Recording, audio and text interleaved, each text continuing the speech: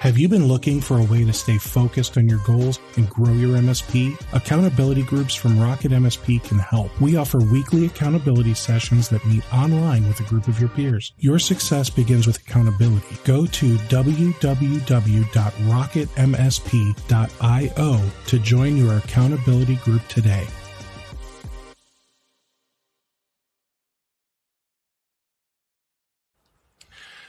Hey there, and welcome to another episode of the Rocket MSP podcast. I'm Steve Taylor. I'm your host. Today, I am joined by a couple gentlemen from DNSFilter. Welcome, guys. How's it going? Good. Thanks for having us. Yeah, going great. Awesome. So, we went live a couple minutes early. I just want to ask a couple icebreaker questions, and then we'll get into the real meat and potatoes. So for those of you wondering what the heck's going on, that's what's going on. So did you guys look into the Windows 11 announcement or anything about it at all? Afraid not. No. I was just laughing because Brian's like Mr. Linux over there. He's like penguin to the death. So all right. I did take a look at it. I mean, looks pretty. If you're into that sort of thing. It seems neat. They've got some pretty interesting requirements. I bet there's going to be a lot of ticked off business people. What do you mean my 6-year-old computer's not going to work? Yeah, from the little that has scrolled in front of me, the compatibility question seems to be the biggest complaint so far. So. Yeah. Well, but if you think about it, it seems like they're doing that to get past a flaw in a bunch of Intel CPUs. So I kind of get it. But if it turns into a rolling requirement, like, oh, guess what? We're not going to support this CPU anymore come August. Like, wait, you're telling me my computer's going to stop working? Like, what? Right. So, and I guess, in my opinion, it's like you never know with them. You're Mr. Linux, huh? Yes. Yep. Everyone else seems to be Mac around me in our company, but I guess perks of being on early, I got to pick a nice System 76 machine and roll with that. All right. So I like the idea of Linux, but I don't like using Linux. This is the year of the Linux desktop. You didn't know? I think every year is supposed to be the year of the Linux desktop. I'm sorry, guys, but it's going to be the year of Mac OS or something like that. Yeah. I'm a big Apple fan. I got my pencil right here just in case. Do you have a new Apple Silicon Mac yet? I do. That's what we're using right now. I actually, awesome. My M1 16 gigs of RAM performs better with most of the things I do than my i7 2018 i7 with 32 gigs of RAM. And that one had the fancy, I don't know, Radeon or NVIDIA or I don't even care because, I didn't really use that function. But I don't game. Like I do this kind of stuff, and I've got 9,000. Let's see, it tells me I have 49 tabs open in Chrome right now. Sounds familiar. I've got a Chrome extension just to tell me how many tabs I've got open.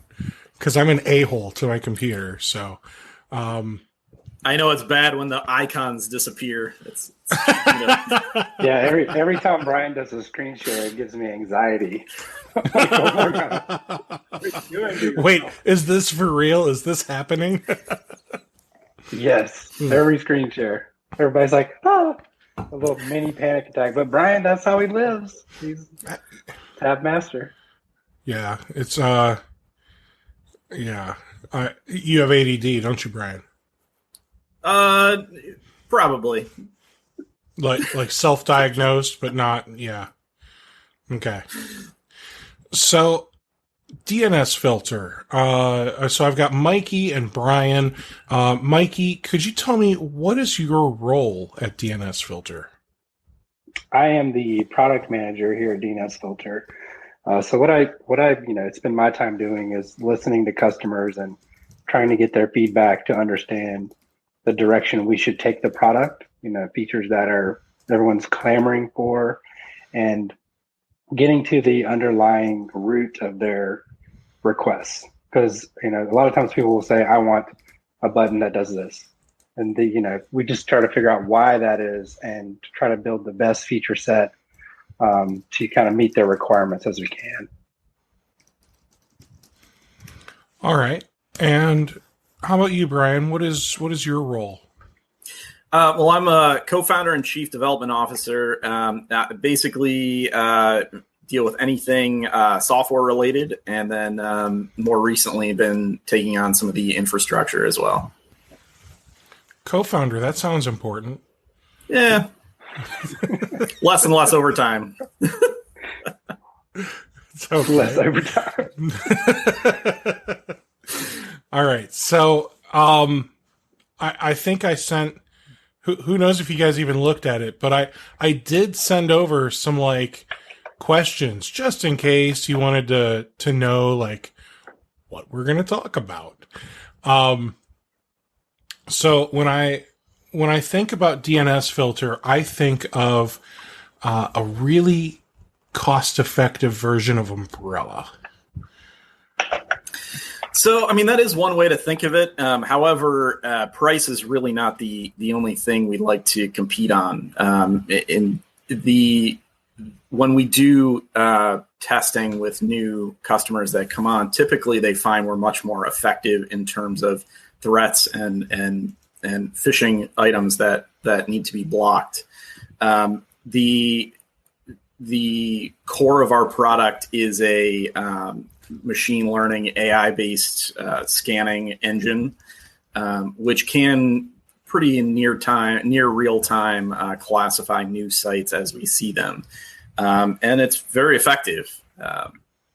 We often in the last test we did, I think we were something like blocked 6 times the threats that Umbrella found, and the ones that they found, a lot of them were false positives or old things that were submitted and no longer relevant. So we tend to think of ourselves more as the first line of defense, since DNS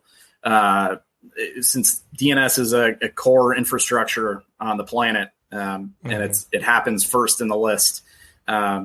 We like to think of ourselves as an easy to implement, very early blocking tool. And the thing that's really cool, in my opinion, with literally any DNS filtering solution, is you guys have some really simple kind of rules that we can follow. Is this a brand new domain? Let's just block it anyway. That kind of stuff. So, what would you say? Do you have any rules that are maybe a little more unique to DNSFilter? Rules, policies, whatever you want to call them? So, it's good you mentioned the new domains feature because that is a big part of the problem that we've noticed. Not only new domains in general, but oftentimes attackers use new domains frequently to set up their phishing malicious tools.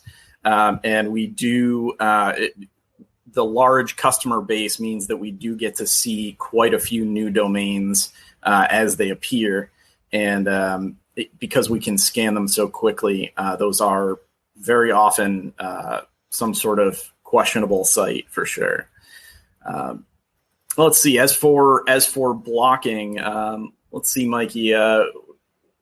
We have a significant feature set now, so trying to identify something that sets us apart. One of the things that we have that some of the others don't is what we call our interstitial feature. It's kind of a work in progress feature. It's a little challenging, but it's a real time scanning of domains, and it has proven effective greatly to specific customers that have turned it on and, found threats, blocked threats that were unknown to anyone else. So we'll scan them in real time and return our block page instead of the web content that could potentially infiltrate the machine. So that's one of the big ones. Now, excuse me. I'm going to put a little ticker down here. Oops, I did it wrong.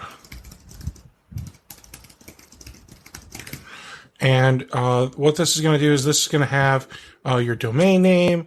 And I got to say, I believe, unless I'm remembering this incorrectly, I believe your website, when you redid it, is built on Webflow. Correct. Why? Why not? There was actually an interesting, we had an internal discussion, and we found Webflow to be one of the easier things to implement, and it worked out really well from what we can determine so far. I love Webflow. When I do web design for my clients, I now do it in Webflow. That was basically my new policy is 2021 and beyond. As of right now, everything's going to be Webflow. So I love that decision.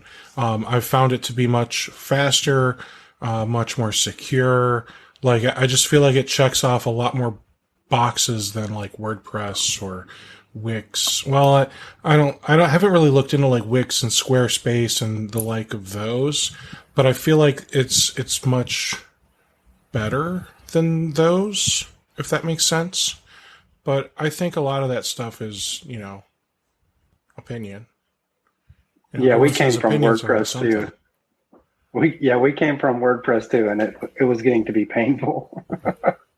It does, because you just to set up the site, now you've got like 13 plugins installed, and then maybe you want to add some more features, and a couple years in, now you realize you've got like 47 plugins installed, and like half your plugins are premium, and you've got 19 different invoices throughout the year for all these premium plugins that you've got to manage paying, and it's just a lot. So I get it.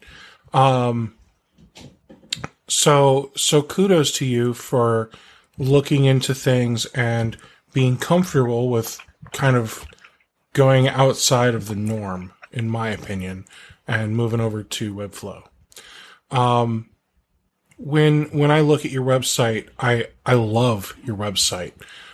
It's just very easy. When we click on like the pricing box, you've got the pricing here. You've even got like some basic pricing for MSPs listed right there on the site. So kudos to you for being so transparent when it comes to putting information on your site. Well, I mean, especially from the MSP's perspective, our CEO, Ken, came from his previous company, was a wireless ISP in Myrtle Beach. So he was originally a Cisco umbrella customer, or he was a Open DNS customer, and then they were acquired by Cisco, and kind of support went downhill. They weren't really focused on the MSP market. They were really more towards the large enterprise market. So pricing radically changed for him overnight. The feature set kind of slowly went downhill. It was just kind of a disaster. So I mean, his MSP, wireless ISP, was essentially the first test case for DNSFilter, and it's why we have a lot of the MSP features, like even white labeling and MSPs implementation, so that they get their own custom block pages, and even a branded dashboard. If they want to give customers accounts for their own networks, they can do that. So yeah, early on we were very MSP focused for sure. Oh, you're muted. That's something I'm gonna have to remember. I've got the whole family here, so I'm trying to make sure if they cause chaos, we don't experience chaos. So I want to talk about company info, some philosophy type stuff. So you mentioned like kind of why you guys built this, but let's talk about like what things look like today. Do you have any investors or anything like that? We do. So we had some small, angel investing really early on. In 2018, we went through the Techstars Startup Accelerator program, and we've using Ken's past company and hitting the pavement hard for customers early on. We were able to bootstrap for quite a long time. But at the end of the day, we have a lot of, interesting ideas that we want to pursue, kind of innovate in the DNS space. And to do that, we had to take on some VC funding. Our current investor, our largest investor, Arthur Ventures, they've been great. We're in line with kind of the direction we want to go. And I think the core is still the same. We do want to provide the most secure solution, the most reliable, high performant DNS network. The resources there have let us pursue that. Awesome. Now, what about employees? Like, you're not a startup. You're not new. You've been around for a few years now, which means you've probably got a larger staff than I realize, and maybe a smaller staff than some people expect. So, like, how many employees do you have at DNSFilter today? We're pretty close to the 50 employee mark. And are all of your developers employees, or are any of them contractors? Almost all are employees. There may be one or two unique situations, specialists, for example, that we may have had to hire. We do have an extensive roaming client solution that's installable agents. And in some cases, the specialties needed to implement those to provide, a secure DNS solution have been, it's been necessary to bring them on as contractors. But for the most part, almost everyone's employees now. That makes sense. So, like, maybe when you first developed the app for roaming, maybe you brought in a specialist to make sure all the I's were dotted, T's were crossed. But now today you have, the right type of people on staff that they can manage and update that client as long as it's not anything too, out of left field or anything like that. Yeah. And obviously we've come a long way. So some of these things were built when we were 5 to 10 people and, we had to do what was necessary. And now it's, there's, with 50 people, there's significant overlap in skill sets as well. We've found a talented group of people that's excited to, be on the same path as we are. So, they are also, it's not just continuing what others have built, it's actually taking it a lot farther in some cases as well. Let's talk technical. Data sovereignty. Like you're getting some pretty extensive information about what all of my end users are doing. Some of them may have compliance that we all have to adhere to. So are you able to guarantee that data stays within a certain country or sector or, whatever people need to do? So for the compliance portion, we've tried to remain in compliance with the majority of global requirements. In some cases, we haven't had the resources to go through the check the box in terms of some compliance items. And that is in our roadmap coming up for things like GDPR, for example. due to the way that our Anycast network is set up and due to the fact that our core infrastructure is in the United States, for some GDPR compliance, we have to restrict the data that's able to be collected and reported on, for example. We are working on an EU network that will limit traffic and keep it in the EU, which should allow us to extend that collection to those customers as well. But yeah, we've tried our best with the small team we had early on to remain in compliance with as many things as we could. Excellent.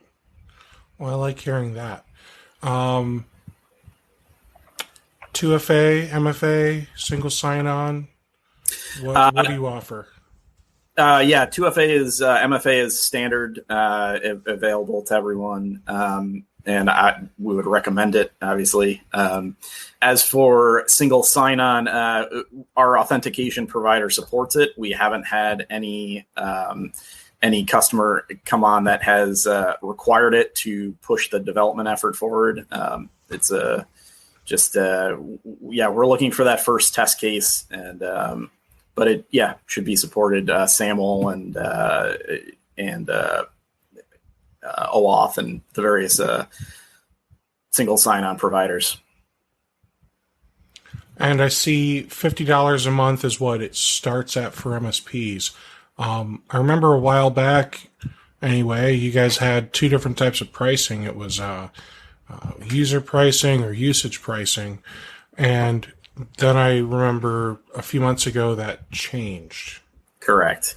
Yeah. So we've gotten rid of the usage-based pricing for a few reasons. So primarily it was confusion. So early on we thought, hey, pay as you go was a useful thing, especially for smaller customers.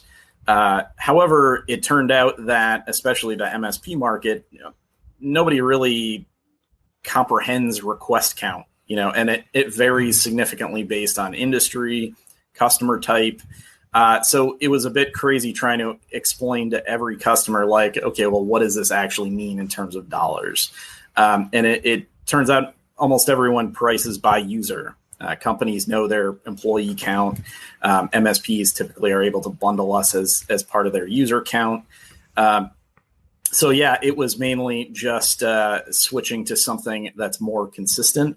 It also prevented things like abnormal spikes in charges. So if something was misconfigured, if something was, they get an IoT device and it goes hectic and starts sending tons of requests through the system, they'd get this astronomical bill and be, amazed, how is this possible? And we'd end up having to go through a bunch of hoops to refund that. It was just super confusing. So we standardized everything, went to a per user model for everyone. And I think it makes things a lot more clear and reliable for the customer. I like that.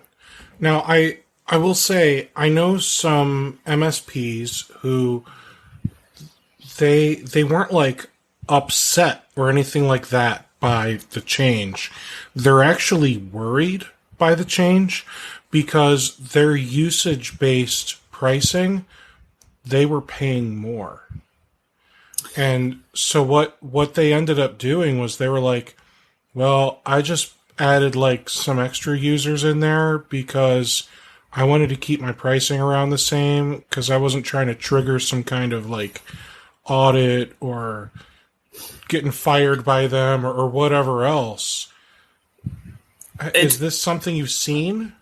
So definitely people's prices fluctuated. About half went up and half went down. It was definitely on a case-by-case basis. And really, it came down to what types of users. When you're talking about daily, heavily technical users, their request count was typically higher.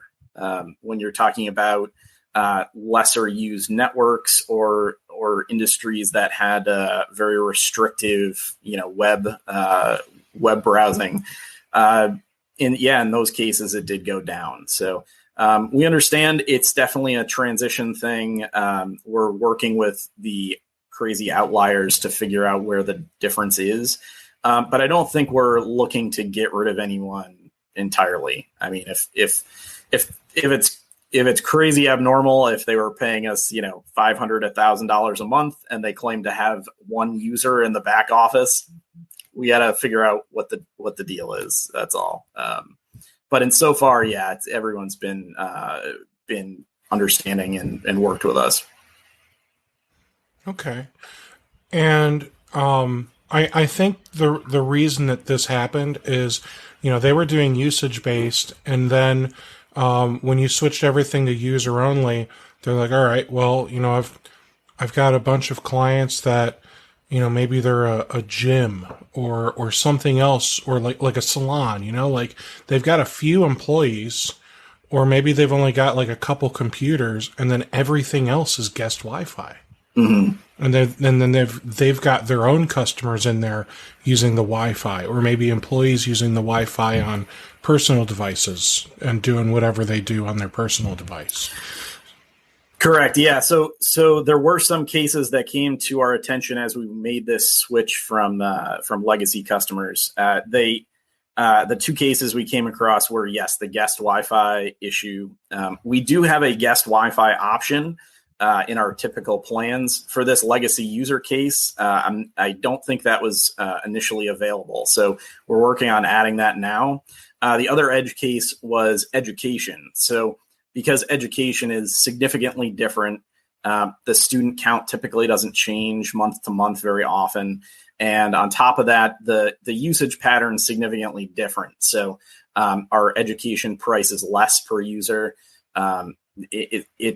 It's a case that we didn't anticipate, where some MSPs had a mix of education and business customers, and we're working on adding that as well. But aren't you guys supposed to anticipate like literally everything? People have the weirdest setup sometimes. It just, every time we think we've got it covered, somebody calls us up with some unique case. So, all right. So, I think that covers the pricing thing. What is the per user price for an MSP who wants to sign up today? So it kind of depends on the feature set. Our user licensing type, the basic, pro, and enterprise, I believe the feature set is on the pricing page there. That is standard. The $50 minimum is required for MSPs. However, depending on which feature set, that depends on your minimum license count there.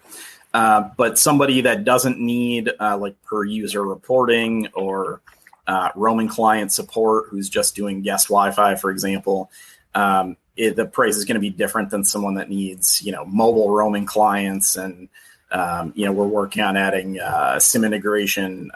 That's going to be more towards the enterprise level.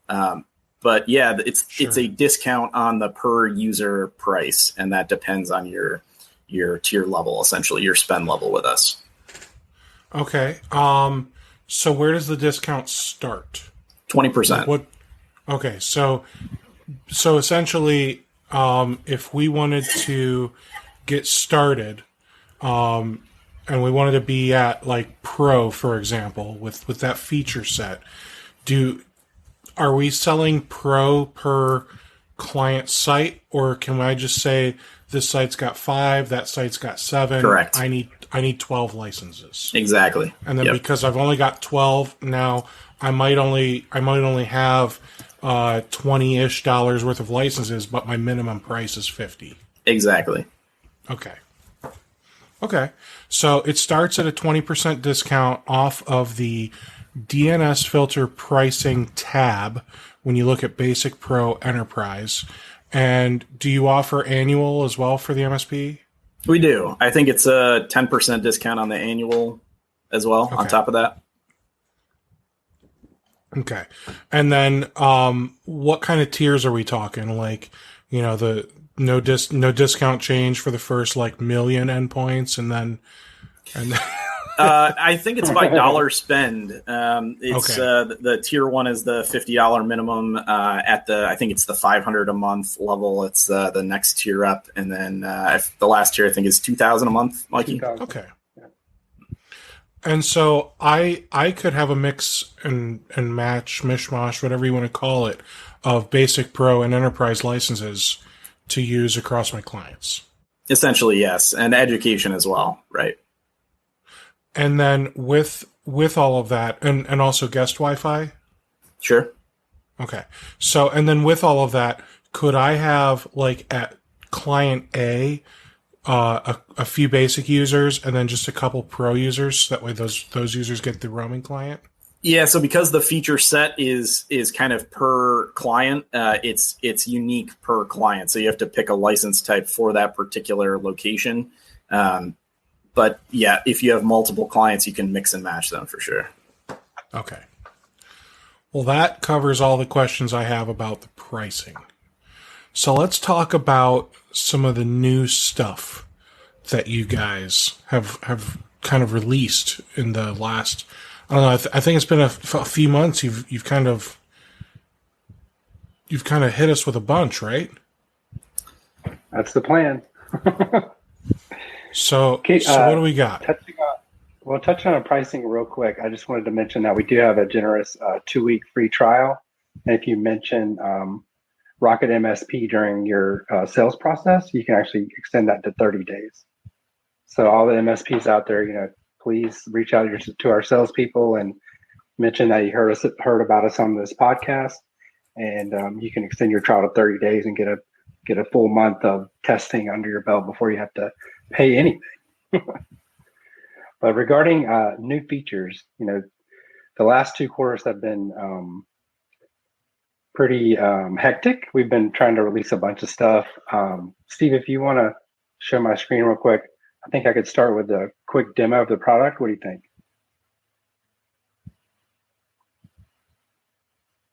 Oh, and here it is. Always this way. So this is the overview page of our dashboard. You can see the multi-tenancy features.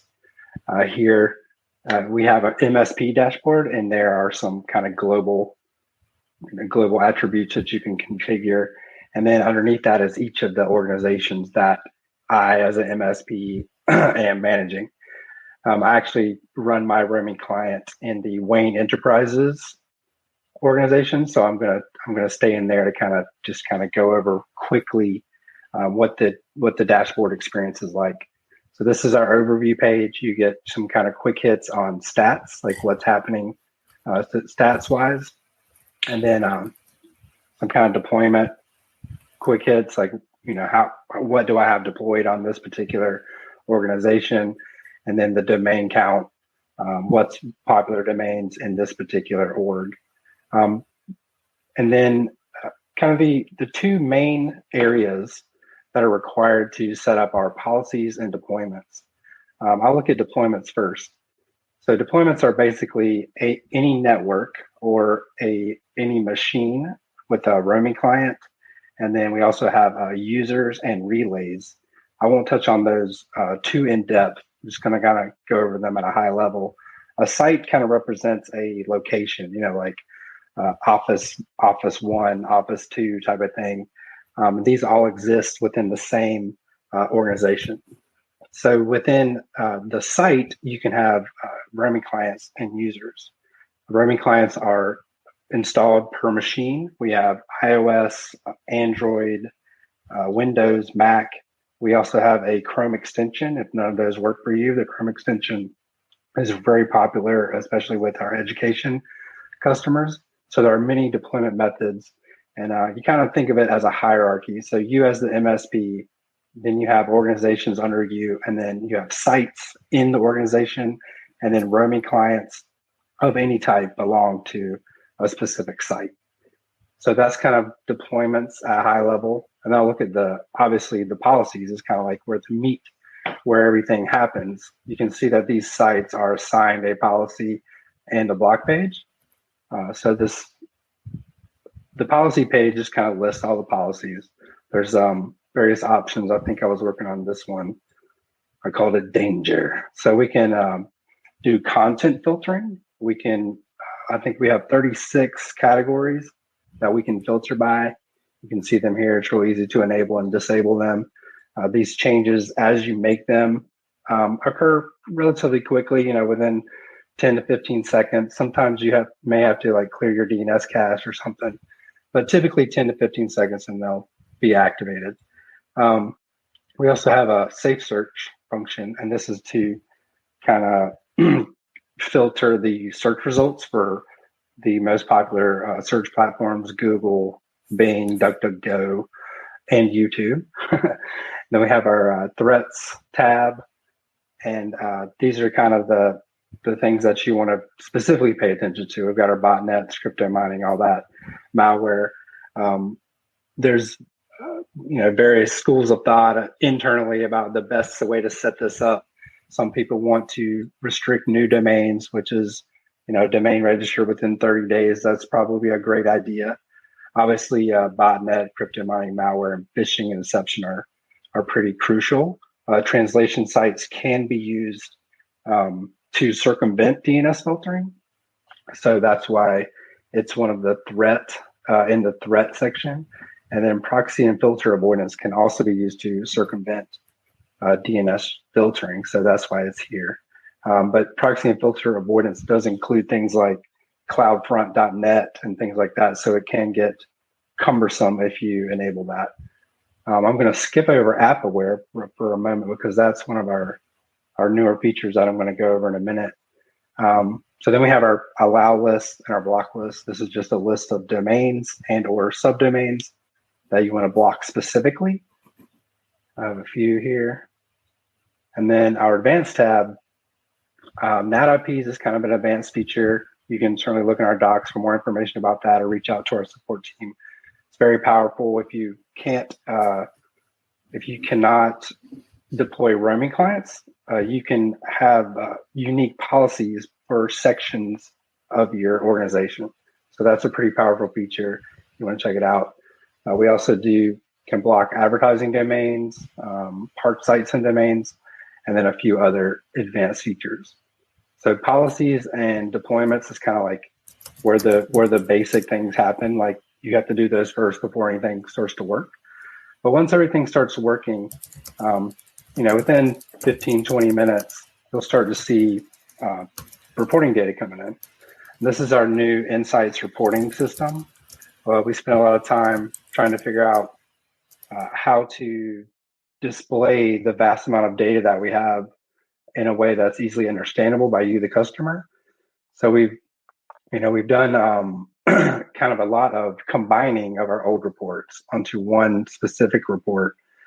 You can see what happened like on a graph.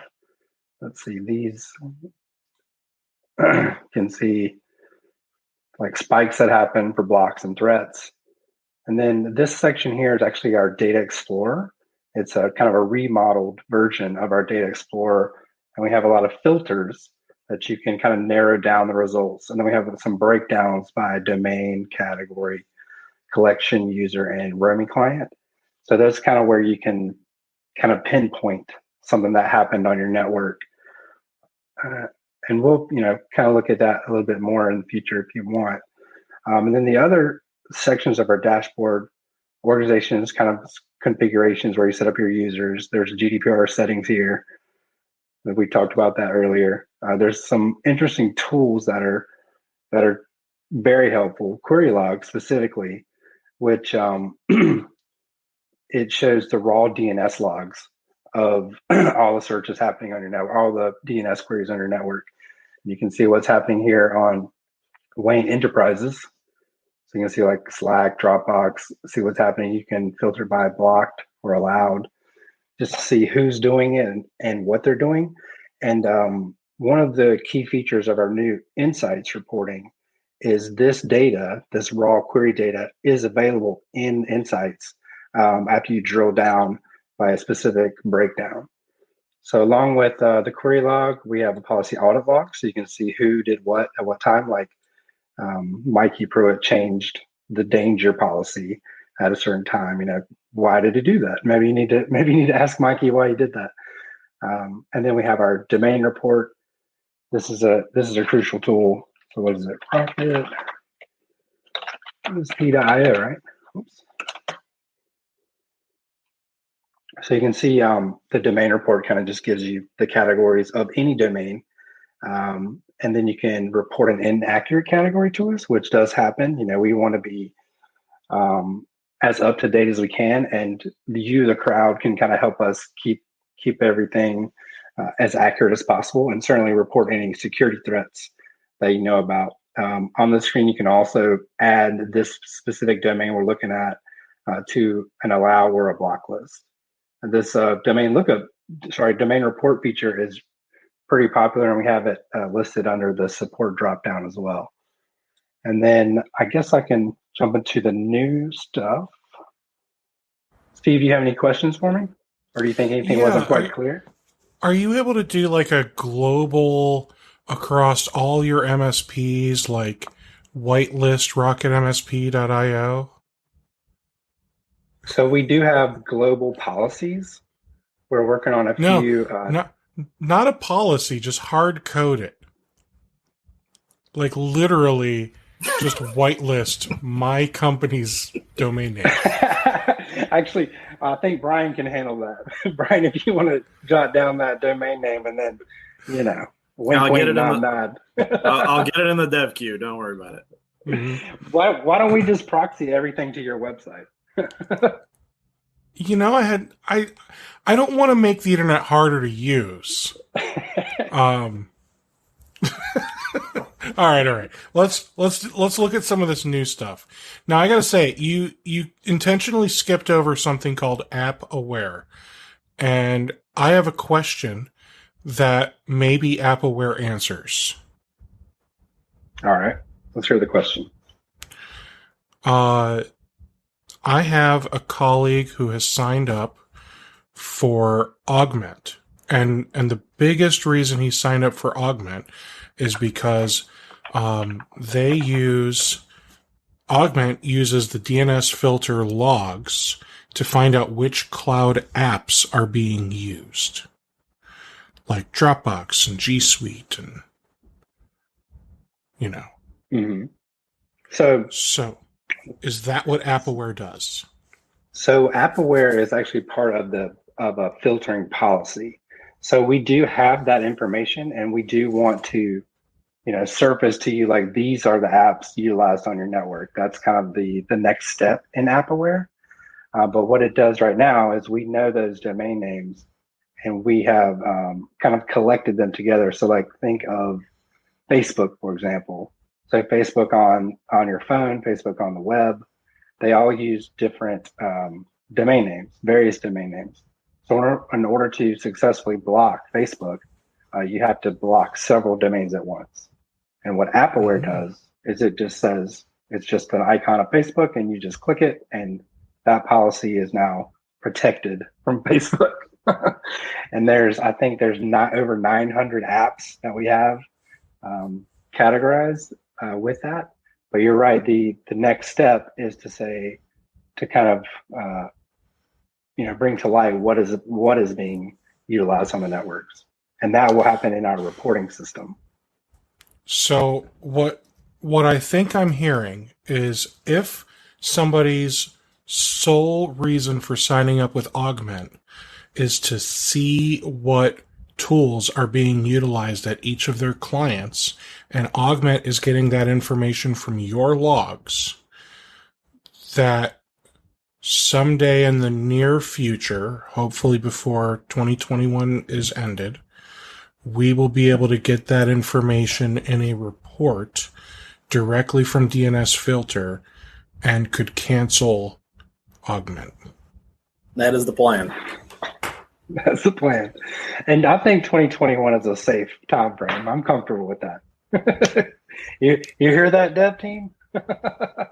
I just got quite possibly the best compliment I've received yet about this beard. With that beard, you look like you should be a yard gnome. That's amazing. Is that a compliment? Of course it's a compliment. Everything's a compliment. So my church does this really big outreach event every year, and I told them I will grow out my hair and beard if they promise to do Harry Potter as next year's theme. and I'll be Hagrid. This now it's all starting to make sense, right? This year the theme was Star Wars, and we nailed it, man. So I think we now have the ability to pull off Harry Potter. How much longer do you have to grow? Well, I mean, we just did the event last week, so 51-ish more weeks. That's assuming they say, yes, we're doing this. So I don't know yet. We'll see. They might say, yeah, we're going a different direction, and I just get rid of it. Maybe I just want to be the IT guy or the website guy for ZZ Top. Who knows? You can play either role with that beard. Yeah. I know there's a lot of beards at DNSFilter, and there's some, significant ones. We have we need an annual beard off. Maybe. All I know is John attempted to hurt my feelings. Instead, he didn't. Better luck next time. All right, so we were talking about the Appleware. So can you show us what Appleware does today? Yeah, you were actually talking about canceling stuff and favoring DNSFilter instead. So yeah, we'll just get rid of Augment if that's literally the only reason we have Augment. Then we can cancel Augment for DNSFilter. For sure, and that is a feature that is kind of next on our docket. So natural continuation of all this data that we have for Appleware is to showcase it, like we were talking about. But for right now, this is a preview feature. You've kind of seen it here first. We've kind of shown screenshots of it here and there.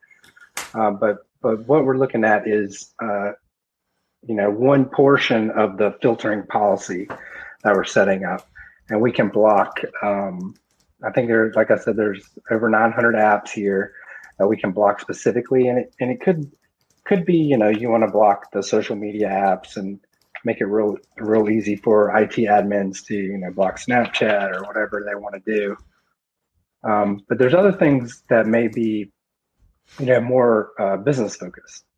For example, say you're a shop that doesn't use Salesforce, so there's no reason for your staff to be on Salesforce, and if they are, maybe they're doing something they shouldn't be. So you want to block that as well. So there's tons of apps in here. Just look around, see what you can block. One click block. It's very easy. This is actually all available via our API as well. If you want to go that route, certainly feasible. But that's kind of Appleware in a nutshell. And you can see what you have blocked with this toggle here. Can I see what the big long list of apps looks like?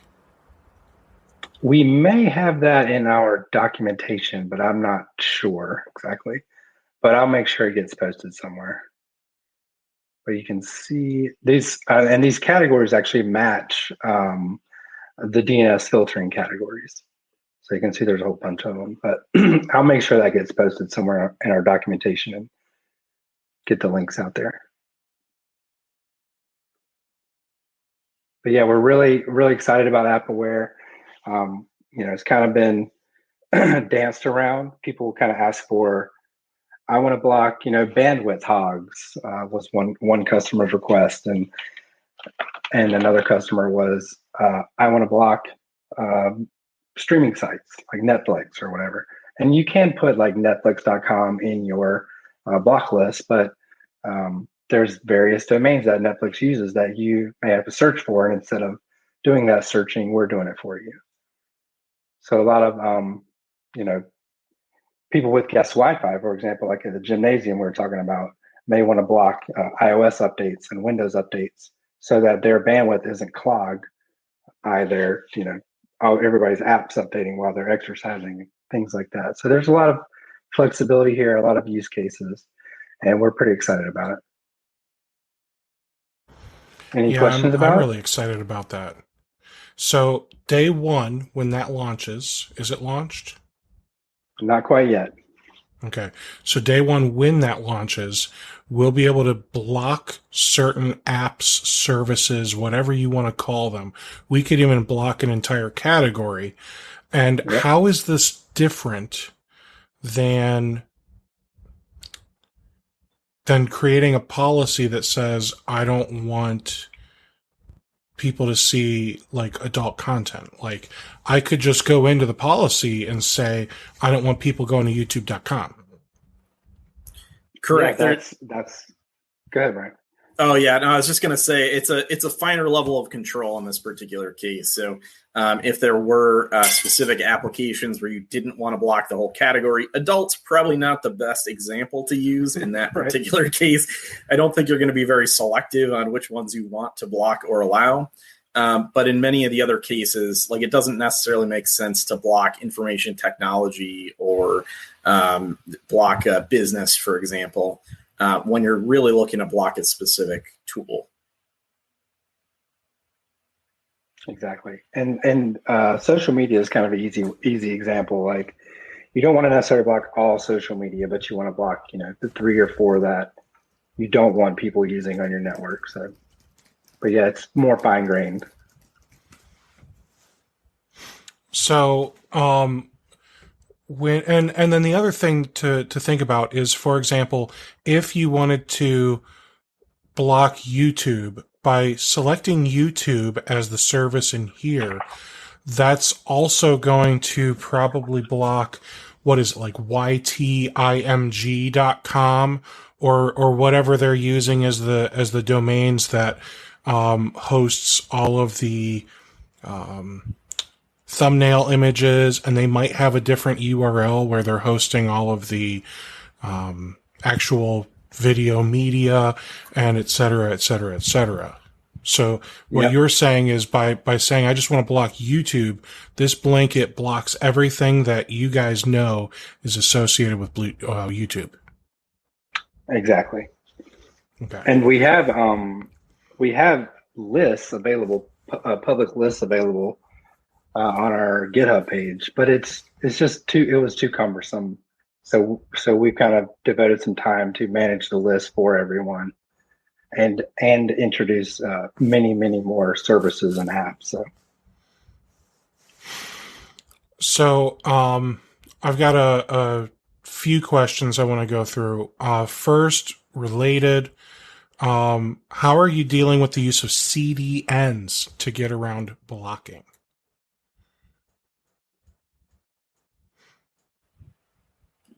Brian, you want to take that one? Well, so there's a few different things going on there. For advertising, we understand that CDNs and specifically CNAMing in general is a way which people are using to get around advertising in the first place. So that's actually something we're currently working on, that anything in the CNAME chain is going to get blocked for advertising. So that won't be a big issue.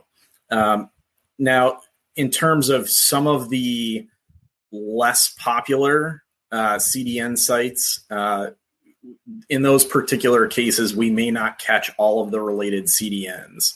Our machine learning AI does as good a job as possible to link and relate CDNs to specific customers, but there are cases where that may not be possible. In general, though, if we're blocking either applications or categories, for the most part, because the majority of the domains are blocked themselves, the page, category, app typically doesn't work in the first place. But it is theoretically possible that, yes, some direct links to CDNs could still be accessible, but that's typically not a common case that we see. And what about if we decided we wanted to block an entire category, but maybe we want to have a couple things that are whitelisted? Can we then whitelist those items still? So that's something we're working on. The problem with a whitelisted approach is, in some cases, and again, getting back to the CDN case, in some cases, the requirements to get an application or page working in entirety is often much more complicated than simply blocking some of the key resources. So, for example, if you were to block social media but allow certain things like just a Instagram or just a Facebook, oftentimes there are some CDN resources. We would have to catch them all in that particular case to specifically whitelist that application. So it didn't turn out to be as reliable as we were hoping. So we didn't enable it in this release. We'll look at it in the future if we're satisfied with the quality of the data. Right. Okay. Basically, explicit allow is more complicated. Andy asks if there have been any improvements on the agent update process. Currently, when the agent updates, the internet will drop for that user until the update completes. So that's a good question. I think my first question would be which agent. So some of them, like I said, we're still expanding the team and replacing some of those early contractors with better skilled people. So if there is a specific agent, like I'm not sure if that's Android or iOS or Windows, whatever the case may be, in that particular case, let us know. That could be a bug that we are not aware of, and we will do our best to fix it.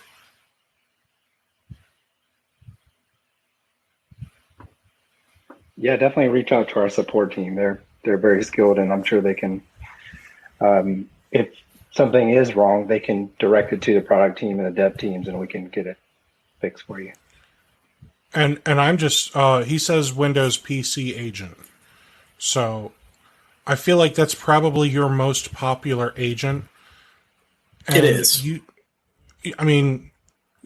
would have heard if this was a thing by now.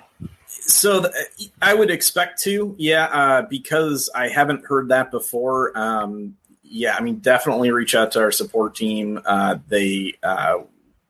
sure they can help figure out what the exact issue is.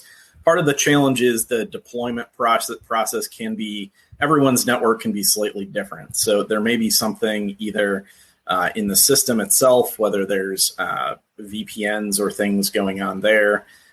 There could be strange DNS settings being sent over DHCP. There could be a variety of things. I haven't heard of that specifically, and it's like you said, Windows is definitely our most popular agent. So, let's if we can get it fixed for you, definitely we'll do our best to do so.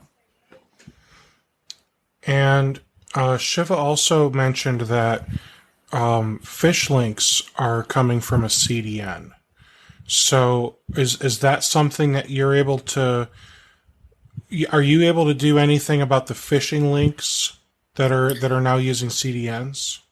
So to some extent, we are scanning things. Our machine learning engine is scanning things just as a browser would, and we're using a variety of indicators. It doesn't necessarily matter where it's hosted. Obviously, some burying a specific thing deep in a CDN is there's only so many things that we can catch, and targeted phishing is also a challenge as well, because if it's extremely targeted, our machine learning engine doesn't have enough data to properly identify it as malicious. It doesn't really matter if the destination is a CDN, S3, like an EC2 instance. It doesn't really matter. Our scanning engine, will scan it and do its best to identify it. All right. Next question. Has the performance on the interstitial instant scan, has that page performance been improved? Previously, this would take upwards of 5 minutes. So we're trying to work on a solution for that. I'm not sure if it's going to be in 2021 or not. The challenge is not that the response is not fast enough. One of the challenges is that the browser is inappropriately caching the DNS result. So in some instances. So what happens is our interstitial page, if it comes across an unknown domain, it will send people to our server temporarily.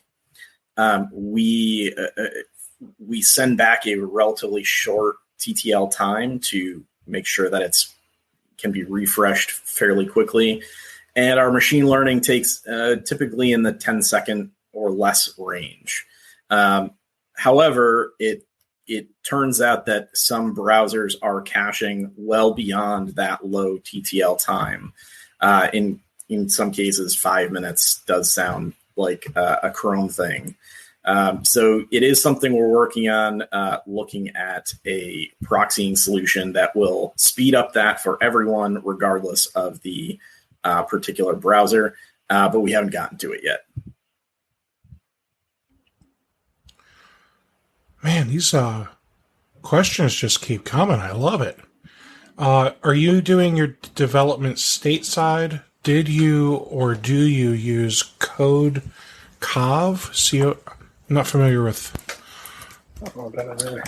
I mean, if it sounds like a code, it sounds like a code coverage tool. In any case, our code is a little bit of all over the place. We have people, a bunch of developers in the U.S., people from other countries, especially early on, a variety of places. Colombia, for example.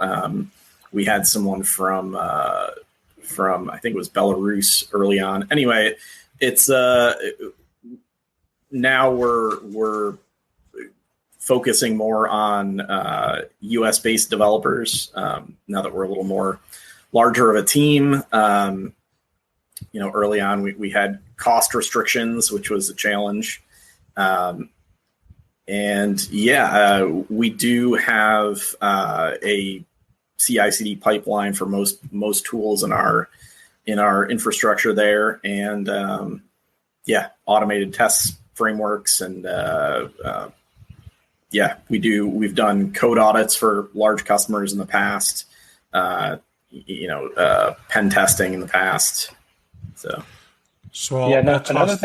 Another thing to point out with our team is that DNSFilter started as a distributed team. We don't really have an office. We never have, and that's one of our strengths, is that we can hire the best talent from around the globe and put them to work on hard problems.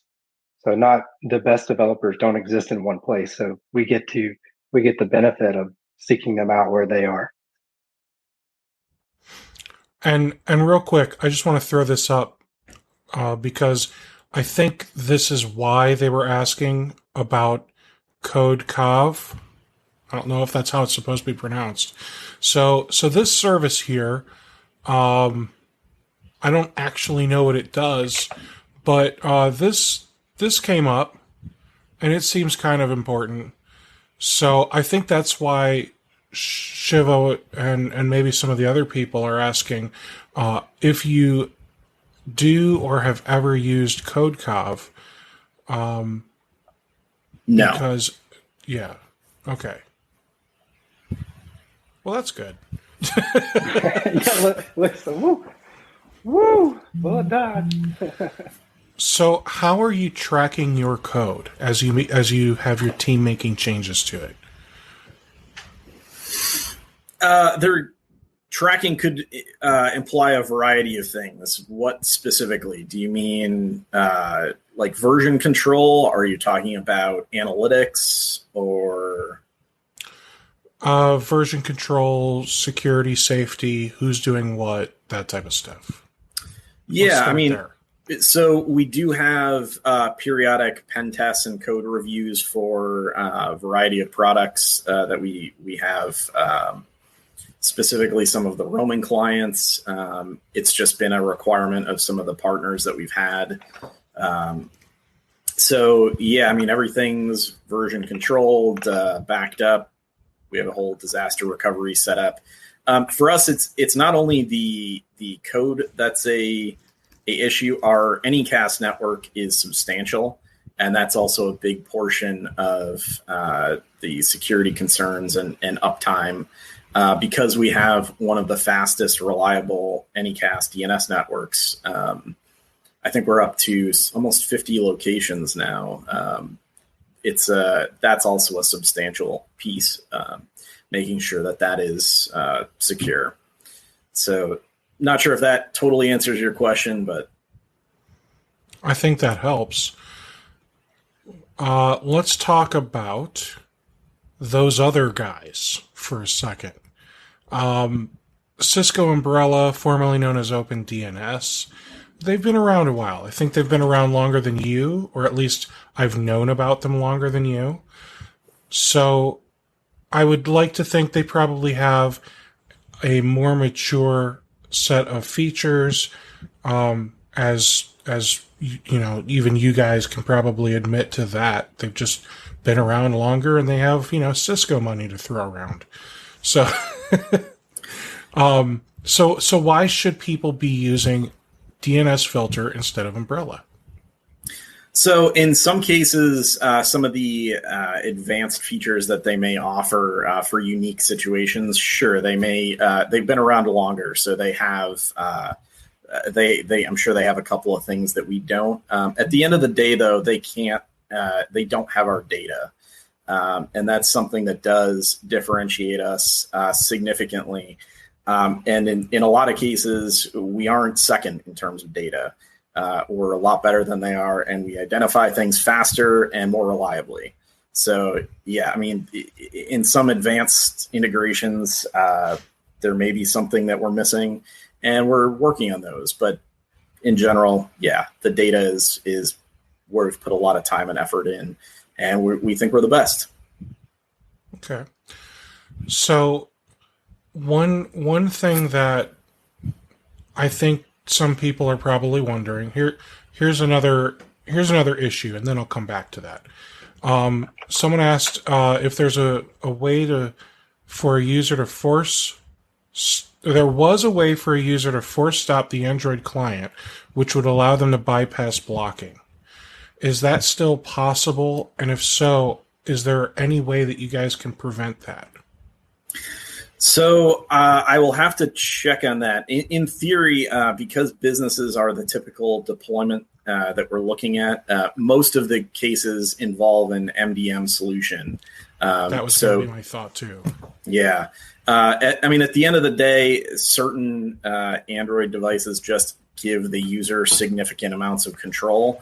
And then we're forced to make the decision, do we try to get around the system to enforce the policy, and how detailed do we have to go down that route? Similar issues exist for other operating systems. But again, in a business environment where there's some security policies in place, typically that's what we recommend. But for sure, if there is a scenario where we have a feature request roadmap on our site, if there is a scenario where that is a problem and there's no way around that, or if this is just something where there's a common use case that we're not thinking of, definitely let us know. I mean, we're more than happy listening to our customers and giving them, the best experience possible. So, I'm seeing. I haven't actually been able to see the Reddit thread itself, but I've had a few people tell me that there have been one or more Reddit threads talking about the issue where the PC agent goes offline. So I guess I have a multifaceted question here. One is to the users. Has anybody actually reported it to DNSFilter? Because if you haven't, I mean, you can't expect them to fix something that you're complaining about on Reddit. I mean, they may eventually see it and they may eventually add it to the roadmap, but if they don't actually know that it's happening to more than a couple, angry keyboard warriors, how do they know it's a real issue? But two, it sounds like there have been a couple of, maybe important sounding things that people are looking to have you guys fix. And it's frustrating for people to see that you're like rolling out more features instead of fixing the ones that you have. So how are you guys able to kind of like justify that and say, well, here's why we rolled out more features instead of fixed ones that are currently broken? So, yeah, I mean, in every case, it's a trade-off, right? And specifically when it comes to things that are broken, there's two components. The first is there a fix for a particular problem, or is it just an inherent issue? And the second is how many people are actually affected. As far as I know, we don't have any large-scale persistent issues. The interstitial one is a good example of it's a very challenging problem to solve. And now that we have resources to look at that, that's one of those innovative features we're looking to tackle in the near term.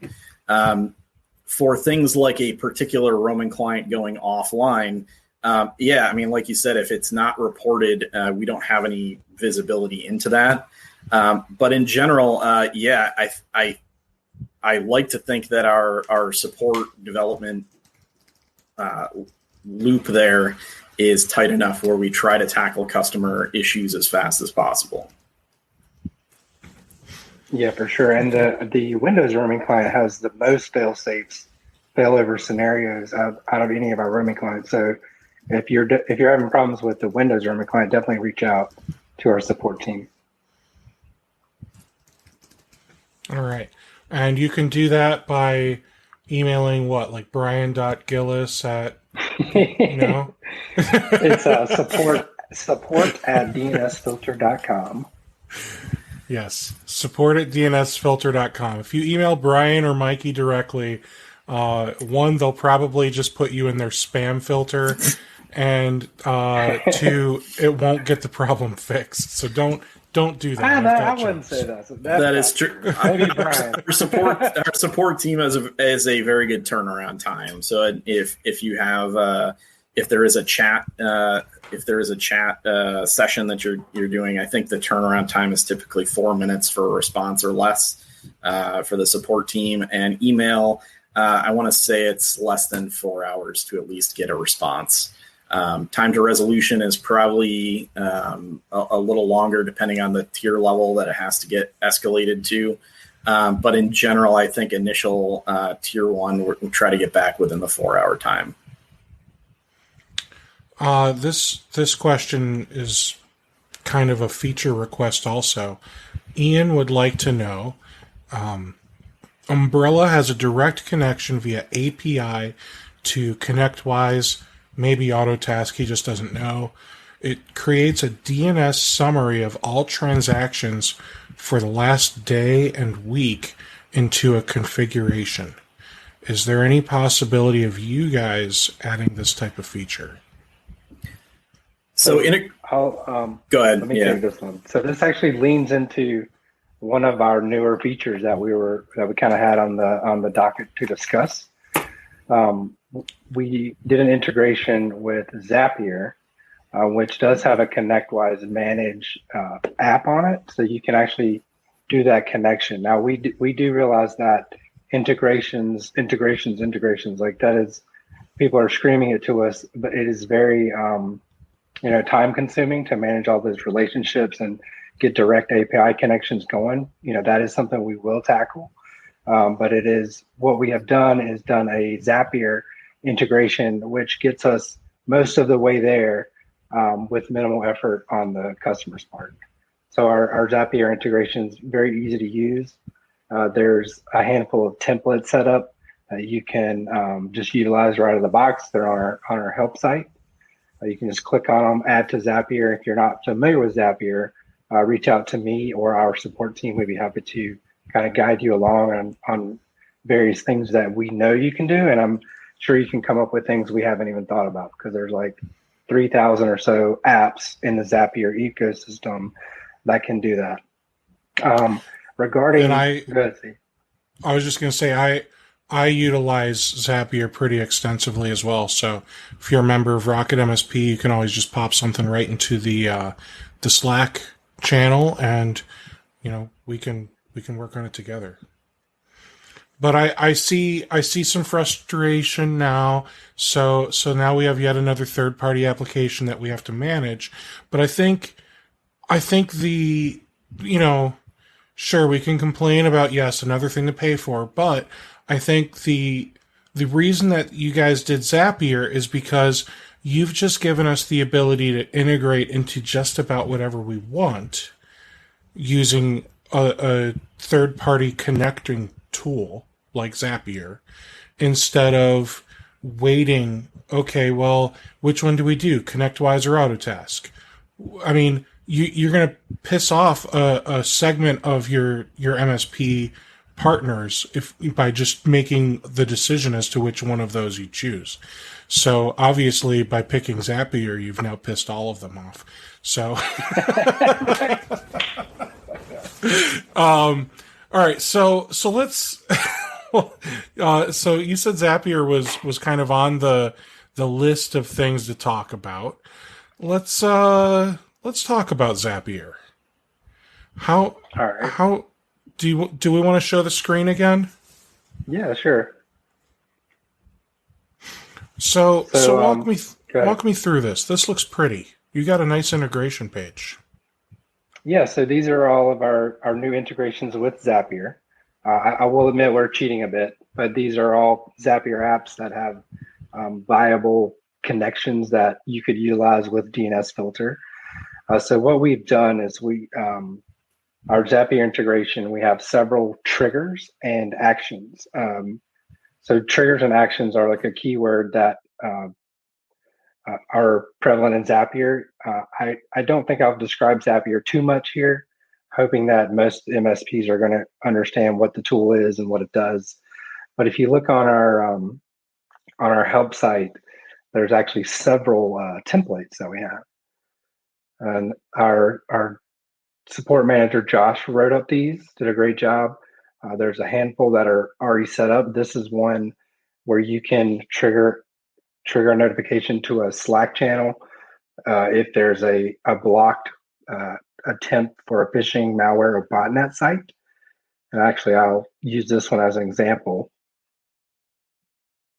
So we can try it out right here, and it'll kind of give us a blueprint, essentially. I'm going to cheat a little bit because I set this up earlier, but the Zapier Zap is kind of pre-filled for you, and you just have to connect your DNSFilter account and your Slack account and kind of do some minimal setup. And this is the finished version. What we're doing here is detecting, we're doing a trigger on someone visited a block page, which may be, a high volume event.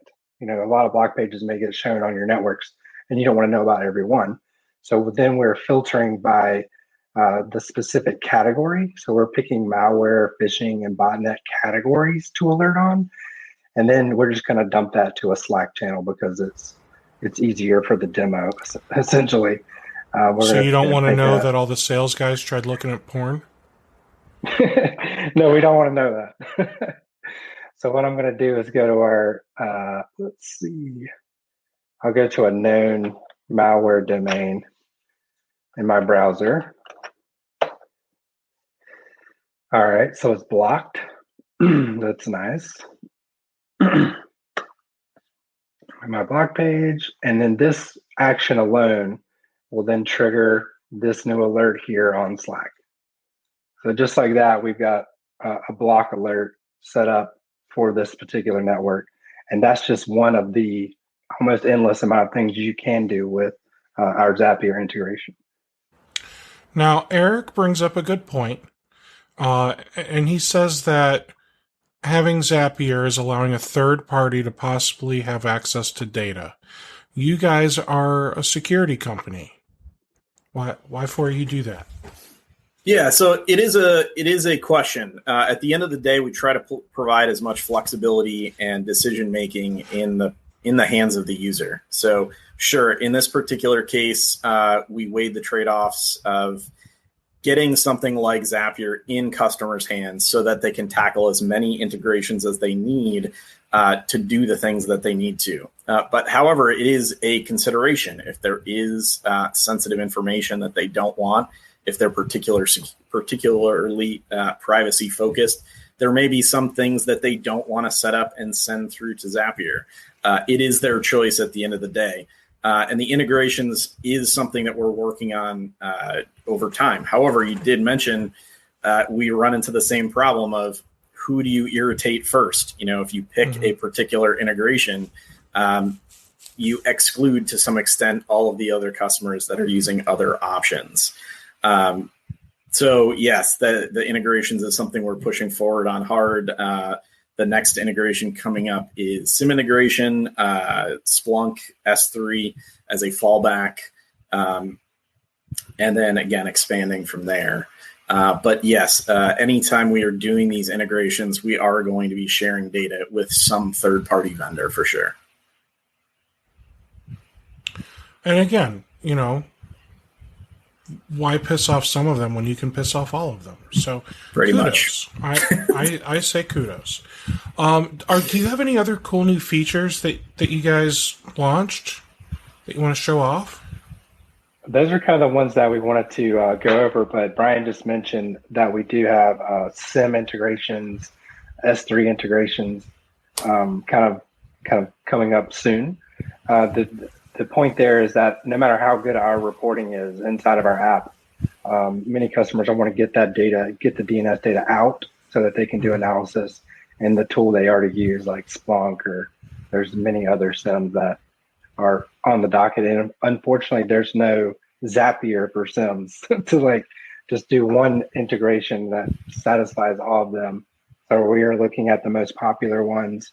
If you are a user of a SIM, please let us know which one it is so that we can kind of put a tally in that SIM's corner to see which ones we do in what order. So kind of what we're working on next.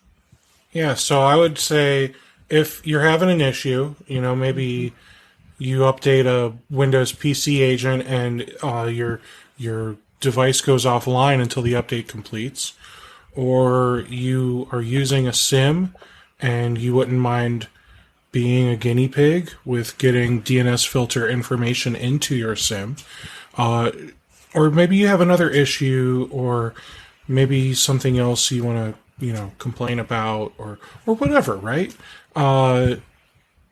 Just send an email over to support@dnsfilter.com. It's there on the screen. Guys, did we beat you up enough today?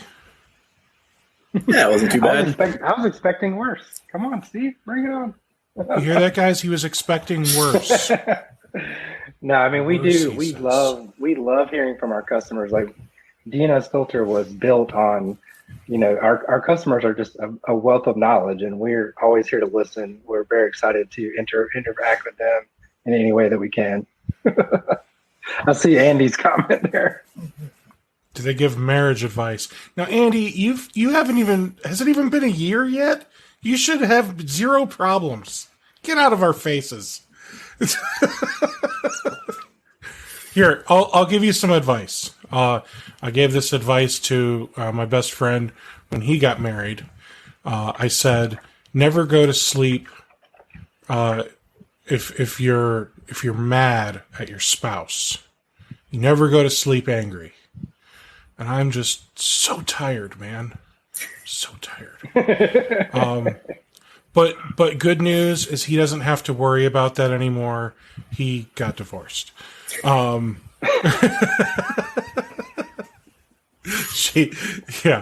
story. Anyway, so yeah, I like what I've seen. I like these new features. You can go to DNSFilter.com. You can get yourself set up with a trial, shoot them over an email, and mention that you watched or listened to this podcast. They'll even extend your trial from a 2-week to a 1-month trial. So thank you guys for doing that for everyone. One person asked if you have special pricing for nonprofit. Do you do anything with TechSoup or anything like that? We don't. Depending on the size, our sales team may be able to work something out. But in general, no. Education is typically the kind of the lowest pricing option we offer. Okay. And let's be honest, nonprofits, those guys are rolling in cash, so you should actually charge them more. There you go. All right, everybody. Thank you so much, Mikey and Brian, for doing this. I can't wait to have you back so you can show off the SIM integration and any other updates that you guys make, in a few months or however long. Cool? Sounds great. Yeah, absolutely. Awesome. Thanks so much for being here. Thanks so much for watching. And I will see everybody at the next podcast episode. Take care. Thanks. Have you been looking for a way to stay focused on your goals and grow your MSP? Accountability groups from RocketMSP can help. We offer weekly accountability sessions that meet online with a group of your peers. Your success begins with accountability. Go to www.rocketmsp.io to join your accountability group today.